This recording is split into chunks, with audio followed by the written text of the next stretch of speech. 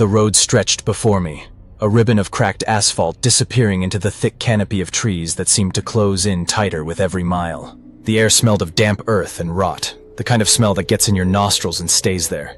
I hadn't seen a single car in hours, and the sun had started to dip low on the horizon, casting long, creeping shadows across the road. I didn't plan to stop. Hell, I didn't even know this village existed until the sign flashed by on the roadside. A worn, wooden thing that looked like it hadn't been touched in decades. "Welcome to Harrow," it said, though I barely had time to read it before I rounded the bend and found myself in the heart of the village. If you could call it a village. A cluster of old, weathered houses, leaning at odd angles like they'd just given up standing straight a long time ago. Something about the place made my skin itch, a sense of wrongness I couldn't put my finger on. Still, the gas tank was near empty, and there was no sense in risking it out here in the middle of nowhere. I pulled into what passed for the town square, more like a patch of dirt surrounded by those sagging houses, and killed the engine. The sun was lower now, the sky a sickly orange, and the shadows had grown thicker, more alive. People were moving quickly, heads down, eyes fixed on the ground as they shuffled toward their homes. Nobody spoke.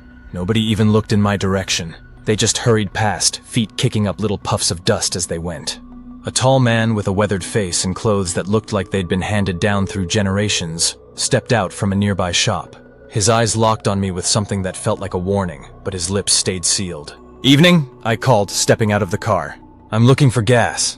Any idea where I can—" "Best be on your way, stranger." His voice was low, a gravelly rasp that seemed to come from deep inside his chest. I frowned. "I just need a few gallons, that's all. Then I'll be out of your hair." He shook his head slowly, eyes flicking up to the sky where the last of the sun was slipping behind the trees. "Ain't no gas here. Ain't nothing for you here. Best leave." I opened my mouth to argue, but something in his expression stopped me cold. It wasn't fear exactly, more like resignation. Like he'd seen this before. Seen me before. "All right," I muttered, turning back toward the car. A door slammed nearby, hard enough to rattle the glass in the windows of the old houses. I turned just in time to see the last of the villagers disappearing inside, their faces pale, eyes wide with something I could only describe as terror. Every door slammed shut in unison, bolts and locks scraping into place. The square was empty now, nothing but the wind and the distant creak of old wood settling. Something shifted in the air then, something cold and unnatural. My heart started to pound. I took a step back, then another, until I bumped into my car. The sky had gone from orange to a deep, bruised purple, and the forest around the village seemed to close in, thickening, growing darker with every passing second. The first howl came from somewhere deep in the woods. Low, guttural, and so primal it made the hair on the back of my neck stand up. A second howl followed, closer this time. And then a third, even closer still. I froze, heart hammering in my chest. The man from the shop, he'd known. He'd known what was coming, and he hadn't bothered to explain. No, he'd just disappeared inside, locked his door like the rest of them, leaving me out here alone. Another howl echoed through the trees, and I could hear movement now, something crashing through the underbrush, fast and heavy. I bolted for the car, yanking the door open and fumbling for the keys. My hands were shaking, slick with sweat, and I could barely keep a grip on the steering wheel. The engine roared to life, and I slammed the car into gear, wheels spinning in the dirt as I tore out of the square. My eyes flicked to the rearview mirror, and that's when I saw it. Something huge, something dark and hunched, running on all fours, tearing down the road behind me. I floored it, the car shuddering as I pushed it to its limits, but the thing, whatever it was gaining. I could hear its breath now, ragged and hungry, the sound filling my ears like a nightmare I couldn't wake up from. My skin crawled, every instinct screaming at me to run, to get the hell out of this place. But it was too late. The creature leaped, a blur of fur and teeth, and slammed into the back of the car with a force that nearly sent me off the road. I screamed, the sound torn from my throat as the rear window shattered, glass spraying across the seats. Claws, massive hooked claws, scraped against the metal, tearing deep gouges as the thing tried to claw its way inside. I swerved hard, nearly losing control as the car skidded around a bend.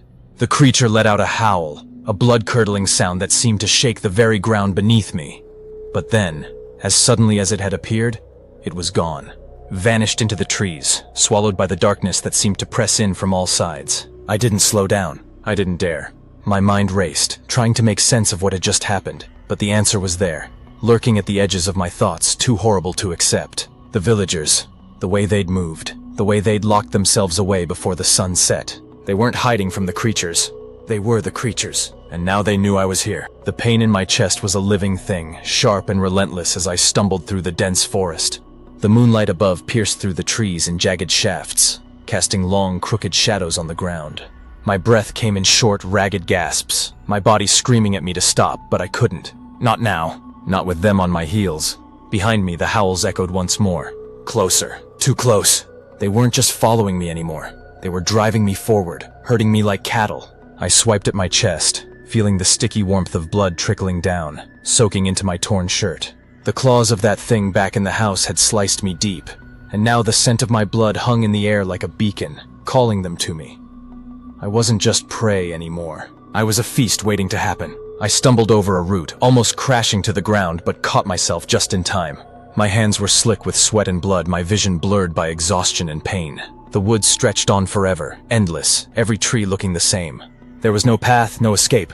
I was trapped in this nightmare, and every instinct told me it was about to get worse. Something moved in the trees to my right. A flash of fur, a glint of yellow eyes. My heart pounded in my chest, adrenaline pushing me faster, even though my legs felt like lead. I wasn't going to make it. Not like this. Suddenly, the forest opened up, and I found myself at the edge of a clearing. My legs buckled, and I collapsed onto the damp ground, gasping for air. In the center of the clearing stood an old stone building, small, ancient, with ivy crawling up its walls. It looked like some kind of chapel, forgotten by time and swallowed by the forest. I didn't have a choice. I had to get inside. Pushing myself to my feet, I staggered toward the chapel, glancing over my shoulder as I ran. I could see them now, shapes in the shadows, moving fast, too fast. The wolves, or whatever they were closing in, their growls rising in intensity. They were toying with me, taking their time, enjoying the hunt. I threw myself against the heavy wooden door of the chapel, slamming into it with all the force I could muster. It didn't budge. Panic flared. I was too weak, too broken to force it open. I pounded on it, desperate, but it wouldn't give. The growls grew louder, almost deafening now. I could feel them circling, feel their eyes on me, their hunger. They were so close I could almost feel their breath on my skin. And then, the door creaked open. I stumbled inside, pulling the door shut behind me just as one of the wolves slammed into it, its claws scraping at the wood. I braced myself against the door, my entire body trembling as I listened to the snarls outside. They were furious now, enraged by my escape. But for the moment I was safe, or so I thought. The chapel was small, the air thick with dust and decay. Moonlight filtered through the broken stained glass windows, casting fractured colors on the stone floor. Pews lined the walls, old and rotting, and at the far end, an altar stood, draped in a tattered cloth. It had the feel of a place long abandoned, forgotten by anyone who might have once prayed there. I took a step forward, my foot echoing in the silence, and the door behind me rattled hard. The wolves hadn't given up. They were trying to get in. I could hear them now, scratching, growling, their claws tearing at the wood. The door wouldn't hold for long. My heart raced, and I looked around the chapel, searching for something, anything, to barricade the door. My eyes landed on a heavy stone pedestal near the altar. If I could push it. But before I could move, a sound stopped me cold. A low, wet gurgling noise coming from the shadows in the far corner of the room. I froze, my breath catching in my throat. The sound grew louder, more insistent, and then something moved. Something big. My blood turned to ice as a figure emerged from the shadows. It wasn't human. Not anymore. The creature was hunched, its back twisted, its arms unnaturally long, claws dripping with blood. Its face was a grotesque mask, a fusion of man and beast, with a snout like a wolf's, but its eyes, those were the worst. They gleamed with a sick, hungry intelligence, yellow and feral. I backed away, stumbling over the pews as the thing lumbered toward me, its breath ragged and heavy. I could smell the blood on its fur, could see the dark, matted stains covering its chest. It had killed before, and now it was going to kill again. I tripped, crashing to the ground, my wounded shoulder exploding with pain. The creature was on me in an instant, its claws wrapping around my ankle, dragging me across the stone floor. I screamed, kicking out, trying to free myself, but its grip was like iron. My nails scraped against the floor, my fingers clawing at the stone as it pulled me closer, its teeth bared in a feral grin.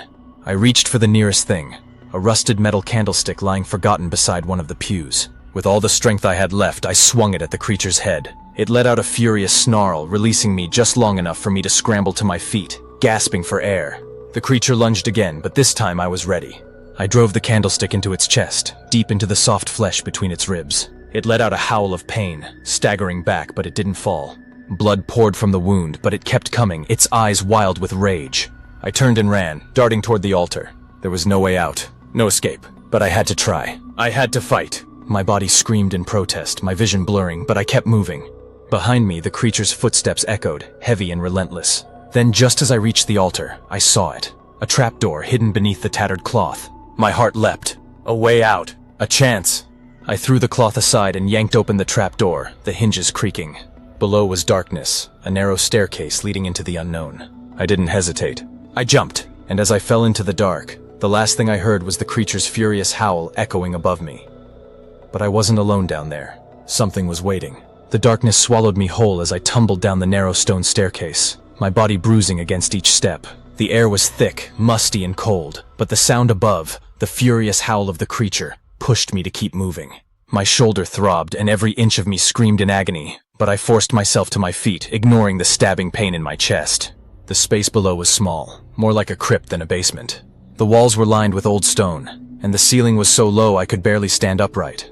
Flickers of light caught my eye. Candles, small and sputtering, burning low in alcoves carved into the stone. I wasn't alone down here. A figure stood at the far end of the room, cloaked in shadows, its back turned to me. My heart pounded in my chest. I had no strength left to fight, but as I took a step closer, my foot splashing in a shallow pool of water on the floor, the figure turned. It was the woman, the one who had stood in the road earlier, warning me to leave. Her face was worn, pale and hollow, but her eyes, those wild, desperate eyes, seemed calmer now, almost serene. "You made it," she whispered, her voice soft and echoing in the small space. "I wasn't sure you would." I struggled for words, my mind spinning. What? What is this place? Why are you here? She stepped forward, her eyes flicking to the stairs above. The growls and snarls of the creature echoed faintly from the chapel above, but the sounds grew distant, as if the beast couldn't descend. "Not here, not in this place. This is where it all began," she said softly, gesturing to the stone walls. "And where it will end." I took a step back, confusion and fear twisting inside me. "What are you talking about?" She smiled, a sad, tired smile. "Harrow wasn't always cursed. There was a time when this town thrived, when the people lived in peace. But then the wolves came, monsters born from the darkest parts of the forest, drawn to the power buried deep beneath this chapel." I shook my head, trying to make sense of her words. "Power? What power?" Her gaze drifted to the center of the room, where a stone altar stood. On top of it rested an ancient-looking book, its pages yellowed with age. Symbols I didn't recognize were scrawled across the cover, and though I didn't know what they meant, I could feel the weight of them, like they were pressing down on me. "The townspeople made a deal," she continued, her voice barely above a whisper, "to protect themselves from the wolves. But the deal came at a price.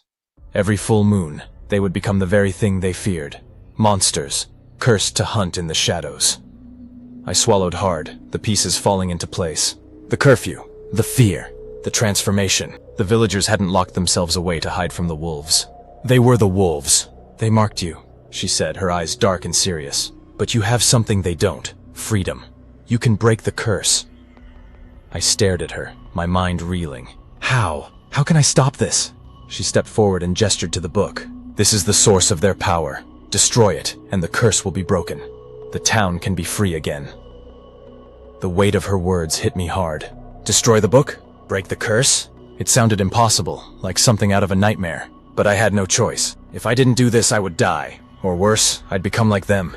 I moved toward the altar, my hands trembling as I reached for the book. The second I touched it, a cold, sharp pain shot through my body, and I nearly dropped it.